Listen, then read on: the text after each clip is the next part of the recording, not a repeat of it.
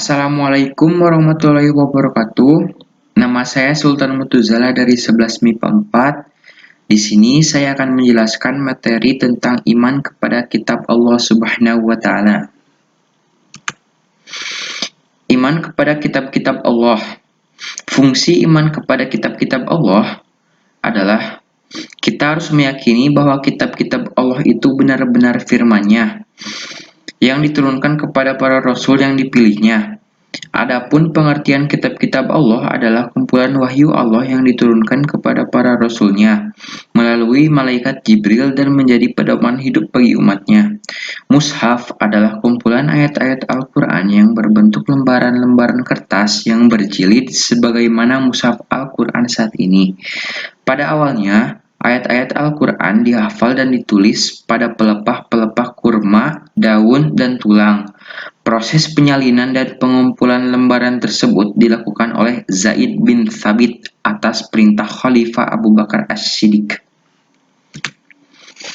Adapun kitab-kitab yang wajib kita ketahui, yang pertama adalah kitab Taurat yang diberikan kepada Nabi Musa alaihissalam.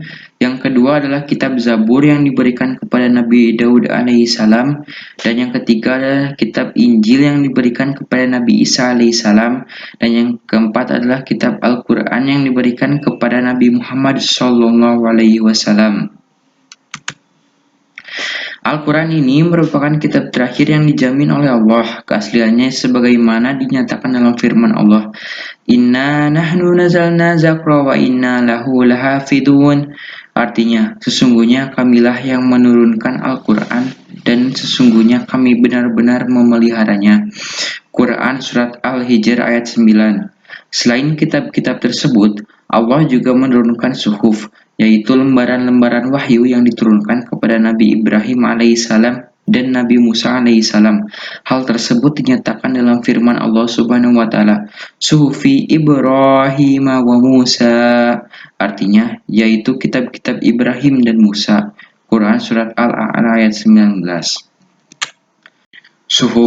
Suhuf tersebut sebanyak 100 suhuf, yaitu 50 suhuf diturunkan kepada Nabi Syis, 30 suhuf diturunkan kepada Nabi Idris, 10 suhuf diturunkan kepada Nabi Ibrahim, dan 10 suhuf diturunkan kepada Nabi Musa dahulu sebelum daripada kitab Taurat. Pada pokoknya, kitab-kitab memiliki kesamaan yaitu mengajak manusia untuk bertauhid, artinya menyembah kepada Tuhan Yang Maha Esa, yakni Allah Subhanahu wa taala melarang umatnya untuk menyekutukannya. Allah menurunkan kitab-kitab kepada para rasulnya dengan tujuan agar menjadi pedoman hidup manusia dalam berhubungan dengan Allah, dirinya sendiri, sesama manusia, maupun dengan alam sekitarnya. Oleh karena itu, kitab-kitab tersebut mempunyai fungsi sebagai berikut. Fungsi yang pertama, sebagai pedoman hidup manusia dalam berhubungan dengan Allah. Apabila manusia tidak ingin diliputi oleh rasa hina dan kemerosotan martabat, maka hendaknya ia selalu berpegang teguh pada tali Allah, yaitu dengan cara mempelajari kitab suci Al-Quran dalam kehidupan sehari-hari. 2. Sebagai pedoman hidup manusia dalam berhubungan dengan dirinya sendiri. Manusia berkewajiban untuk menjaga dirinya agar selamat di dunia dan di akhirat dengan cara menjalankan perintah Allah dan menjauhi segala larangannya. 3. Sebagai pedoman hidup manusia dalam berhubungan dengan sesama manusia.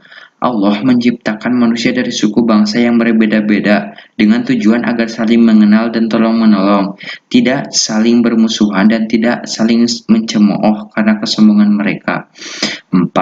Sebagai pedoman hidup manusia dalam berhubungan dengan alam, adanya kitab yang diturunkan oleh Allah Subhanahu wa taala kepada para rasulnya juga memiliki pedoman manusia dalam mengatur, mengelola, dan memanfaatkan alam atau lingkungan karena sesungguhnya mereka diciptakan juga untuk kesejahteraan manusia. Tanda penghayatan terhadap kitab Allah. Untuk menghayati terhadap kitab-kitab Allah perlu tahapan-tahapan sebagai berikut. 1. Kita harus bisa membaca Al-Quran dengan segala hikmahnya. 2. Harus mengetahui dan memahami filosofi Islam sebagai agama yang diridhoi oleh Allah Subhanahu wa taala. 3. Kita harus mengetahui bahwa di dalam Al-Quran banyak sekali terdapat surat atau ayat yang mengandung atau berupa perumpamaan. 4. Dalam Al-Quran banyak sekali ayat yang mengandung hikmah atau tidak bisa diartikan secara langsung, tetapi memiliki arti yang tersirat yang harus dikaji secara lebih mendalam. 5. Al-Quran diturunkan tidak untuk menyusahkan manusia, sehingga ayat-ayat yang lebih mudah dan tegas memiliki prioritas untuk segera dilaksanakan. 6. Ayat Al-Quran terbagi menjadi dua macam. Pertama adalah ayat muhkamat, yaitu ayat-ayat yang tegas, jelas maksudnya, dan mudah dimengerti sehingga ayat ini harus segera dilaksanakan dalam kehidupan sehari-hari. Kedua, ayat mutasyabbihat, yaitu ayat-ayat yang sulit dimengerti dan hanya Allah yang mengetahui maksudnya. 7. Menjalankan isi kandungan Al-Quran dalam kehidupan sehari-hari, sesuai kemampuan masing-masing. Sekian dari saya. Wassalamualaikum warahmatullahi wabarakatuh.